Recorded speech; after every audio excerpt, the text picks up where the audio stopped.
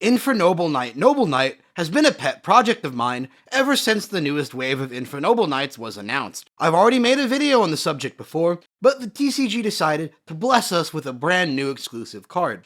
Camelot, realm of the Noble Knights and Noble Arms. Camelot got me really going with the deck. Despite a questionable first glance, this card is honestly very solid for the archetype. We can break it down into a few key things. 1. It replaces Unexpected Die for access to the normal monster. 2. Camelot is fully an extender. 3. It is searchable by a ton of cards. Noble Arms Museum, Heritage of the Chalice, Noble Knight Boars, Ignoble Knight of the Black Lodslin, etc., etc. It replays itself a turn after use and is reusable. It searches the Infernoble Arms, it's got no restrictions, it has destruction protection, and which can really help cheese through some disruptions. It pulls out Noble Knights of the Round Table, which can dump a Noble Knight from grave at end of turn. It creates potential IP Masquerena fodder, and it has late game recursion and draw. Lastly, Camelot does have the downside of requiring 2 bricks to use. Overall, Camelot is one of the best designed legacy support cards I've seen so far. It directly ties together disparate parts of an old deck into a modern extender. You could theoretically use Lady of the Lake with this modern card. Don't actually do that, but no you can. Noble Knights of the Round Table is very odd. It's not good, but it's free. Realistically, we can use the Noble Knight dump effect every turn, and there are a few options in this deck to take advantage of that. Typically though, you'll just be dumping an Infernoble Knight Turpin for better recursion, or perhaps a name you don't have yet to take advantage of the recursion effect on the Round Table field spell.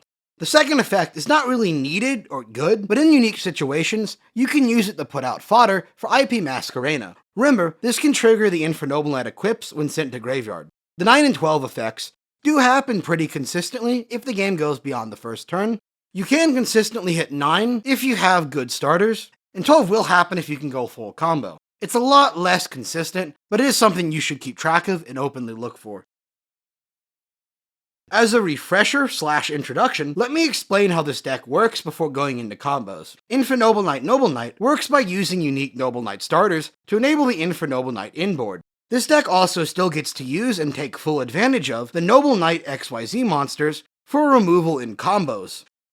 The basic Infernoble Knight combo works like this. Use Infernoble Knight Turpin and Oliver to synchro summon into Angelica, Princess of the Noble Arms.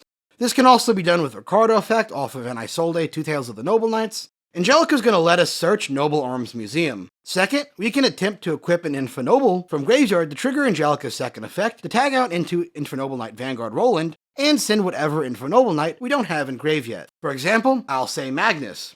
From here, we play and equip or use an Infernoble Knight from the grave as an equip to let us summon back Turpin from grave. We can then synchro summon into Infernoble Knight Emperor Charles. After equipping another Infernoble Knight from grave to Charles, we can then link off into Charlemagne and equip Charles from grave. We then play Noble Arms Museum to search any Noble Arms card. This can be Camelot for extension, or it can be an equip spell to trigger the before mentioned effects. After this, we can use Noble Arms Museum to special summon the equipped Charles, equip something else to Charles, and you can make a second Charlemagne. That's 2 Army negates and a ton of quick effect removal. More so than that, this combo plays into our Noble Knight plays. It can search Camelot, Isolde sets up the old Noble Arms in graveyard, and we can set it up with our Noble Knights. If you sent Angelic Ring to graveyard, you can re-equip it with Charles' effect at the end of turn for an extra spell negate. It's a very powerful card. Oh yeah, if you need any other specific Infernoble Knight combos, please check out the combo sheet by Dylan in the Champions of Camelot Discord, which is the Infernoble Knight plus Noble Knight Discord. The Discord will also be linked in the description. Thanks to Dylan in the Champions of Camelot Discord for providing some help and feedback. And if you want to learn more about the deck and talk to some other people who know Noble Knights very well, they're a good resource to use. Despite being weaker than the average Infernoble Knight starters, Noble Knights do work very well as their own starters. They have the unique benefit of being able to go into the Noble Knight extra deck, as well as having some funny synergies with the Infernoble Knight inboards. Controlling Camelot and equipping Excalibur into Charles is very funny for an opponent to have to deal with.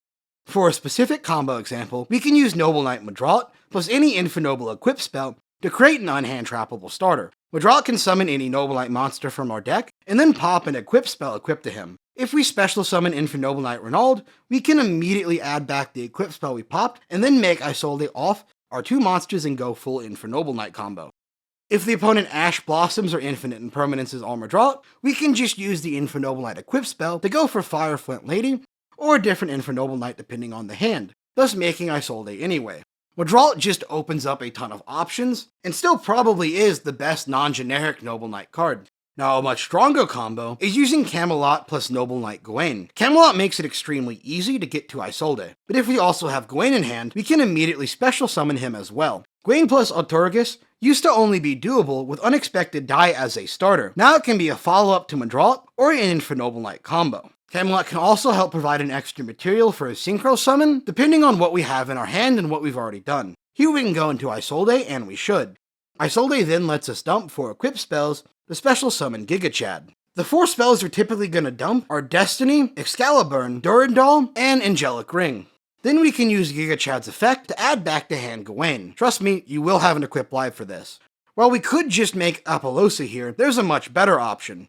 We can make Authorgus to equip 3 of the spells we just sent the graveyard with Isolde. This is a potential +2, as we can trigger out Infernoble Knight spells for searching, all while the other equip spells make our XYZ into a Towers monster in the process. Now this is the bread and butter of this deck, making Authorgus while setting up for the Infernoble Knight plays as a base. It is the unique reason we run the Noble Knights as an engine, not to mention all the absurd amount of graveyard recursion we are getting in the process. And yeah, Camelot has a protection effect, which is very important to consider, since it does come back on standby phase. These are the basics, but there is one more combo worth considering. Once we have a setup board, we can use Charles' effect, the Pop Constantinian, to immediately go into the rank 5 Authorgus. It works out as a way to remove 3 cards from the opponent's field and recur value from our equip spells in the game. It's even more ridiculously good recursion, especially since the rank 5 Authorgus also gets recursion when he leaves the field. Technically, if you had Excalibur and Engrave, you could banish it to go through all 3 XYZs in one turn. Be very insane to do this, but you honestly realistically could. Here is my deck list for Infernoble Noble Knights. This list functions as a series of 2-card starters. Madralt plus any equip, Camelot plus Gawain, Gawain plus any normal Noble Knight, and any 2 Infernoble Knight cards, plus Heritage, which can become literally anything. It's absurdly consistent, since any 2 warrior monsters on the field are full combo thanks to Isolde. Really though, these cards work in any combination you open. Unfortunately though, there are a lot of one-ofs. The deck is very searchable, so it works out like that. Luckily, it doesn't hurt too much consistency-wise, since most of these one-ofs do work as extenders. I am running Baron plus Gearfried to do that extended combo. Gearfried can be sent to graveyard with Angelica effect, and it can be added back with Renaud or Joyeuse. Renaud of course counts as a tuner, so it's an easy Baron that tags out into another negate in a lot of situations. The list I'm showing here is going to 43 cards to fit in 9 hand traps. You can't realistically play a deck today without some generic help. The side deck covers what these hand traps don't, and I made sure you'll have room to put them in thanks to the extended deck size. I built this list to go first, since realistically there's no other options for a weaker deck like this. I am running 1 Caliburn because it wins game in time. It's not hard once per turn, so you can do some really funny things if need be. You don't have to do this next part, but I think it's really funny. You can side deck in 1 last chapter of the Noble Knights going second to get in some relatively okay Plan B shenanigans going second. It's searchable and usually live playing in the most boards. A lot of experienced Noble Knight players tell you this card isn't worth it, but I've had some good experience with using it, and it comes up more than it should, if that makes sense.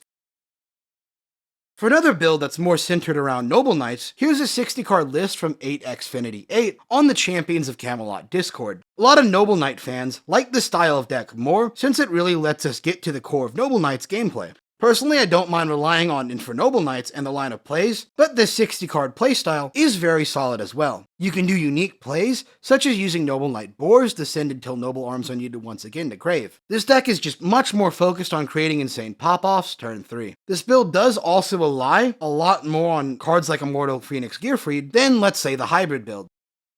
Alright, so that's about it for Noble Knights. It's a very solid deck with tons of great options that really do take an opponent off guard, especially since they come from such an older and slept-on archetype.